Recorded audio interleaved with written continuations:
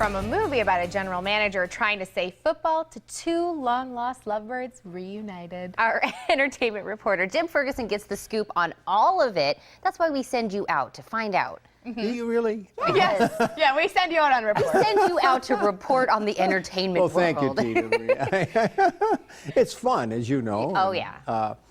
Anyhow, we have a DVD release called Draft Day, which did very well at the theaters. And one of my favorite actors, Kevin Costner, is the star. It's a fantasy story about the NFL draft, which is in the fall, held in New York every year. Next year, it's Chicago, by the way. And it's supposed to be the Cleveland Browns. They don't say the Cleveland Browns, but it is the Cleveland Browns. And it's what goes on in the background. You know, they traded their #1 draft choice. There's a lot of suspense in it, and Jennifer Gardner is the female lead. She's the general manager, or assistant to the general manager. And Kevin loved this role. I loved the movie, and because maybe I like football, you know. But this was very realistic, very realistic. And Kevin Costner talked to me about Draft Day. Kevin, great to see you again. Thank you. We did this for Bull Durham, Love of the Game, Tin Cup, and I feel that Draft Day is more intense as a drama. Yeah. Would you agree? Well, I'd say this, it takes its place right among those movies, and they're considered American classics. Yeah. And so I think Draft Day immediately feels that way. It feels like a classic. It's a great arc in a character in a single day, and you feel the temperature rise, you feel momentum building, and you feel a level of confusion about what would you do. Exactly. What decision? Where do you go? Yeah. You know, you play Sonny Weaver Jr., who could be the antithesis of Paul Brown, who was the founder and coach, great coach of the Cleveland Browns. Right.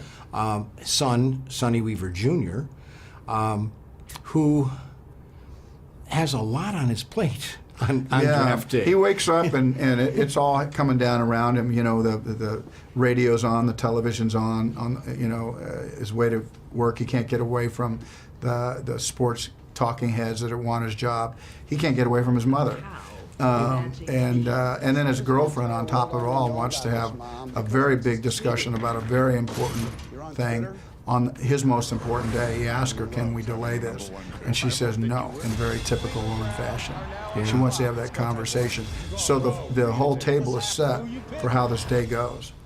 You know, and having trades on his mind, and then spreading his father's ashes on the 50. Yeah, it's really kind of zany in a couple of ways, and how he has to, you know, stand up to his mom. And you think a guy this age, but moms have a way of forcing their way into your life. And we learn in this film that trades are like playing chess, and on Draft Day. Yeah, you got to think 4 or 5 steps ahead before you make that. You pull that thing. Well, most life is anticipatory, and for those who don't anticipate, they're always getting run over. Mm-hmm. And if you think professionally about what he has to do drafting guys, you do have to be a step ahead.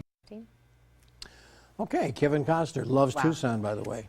Oh, Should good. mention that. Yeah. Well, it's funny, I heard that clip, I'm sorry, where he asked his mom, he's like, are you on Twitter? Out of the movie? Yeah. Out of the movie, yeah. And I noticed that in the film, he has no mustache, but he has a mustache while you're interviewing him, and I was kind of curious if there was a reason.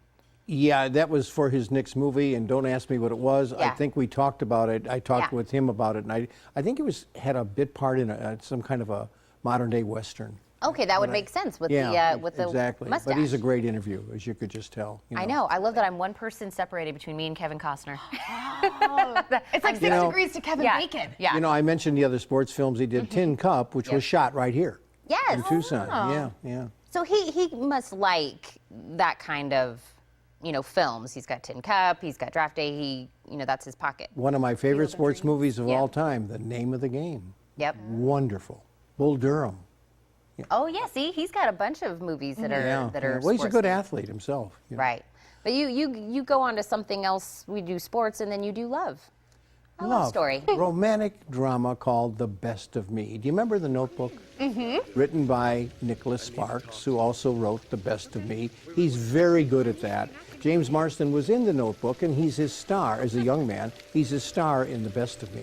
Along with Michelle Monaghan, and a good cast, a touching love story. You cry a little bit, you know.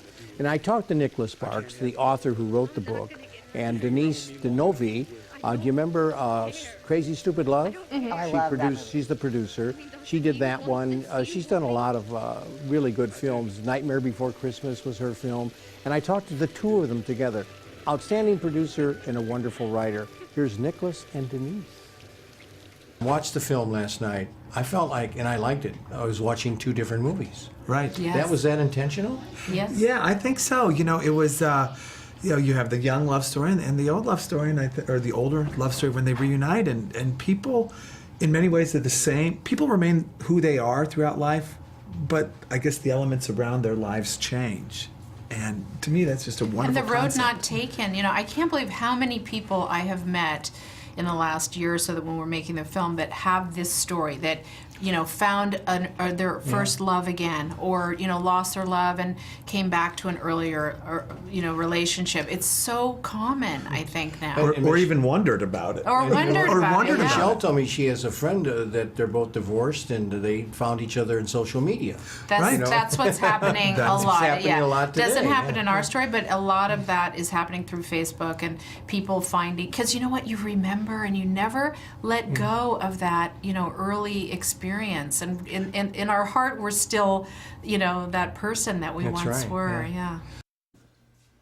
Okay, Big Friday. We're getting close to Halloween, but this is a thriller. I mean, a real thriller. It's called Nightcrawler, about journalists like us that go out and do crime scenes as they're taking place. And we have Jake Gyllenhaal, who's the star of the movie, and his co-star Renee Russo on Friday with me.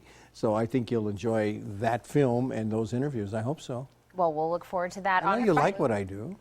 Yes, I watch your job, Jim. You know that. Because Jim also gets to bring us free stuff. He's brought along a DVD for you to win at home, The Guilt Trip, starring Barbra Streisand and Seth Rogen. Just visit TucsonMorningBlend.com and click on the contest link to enter.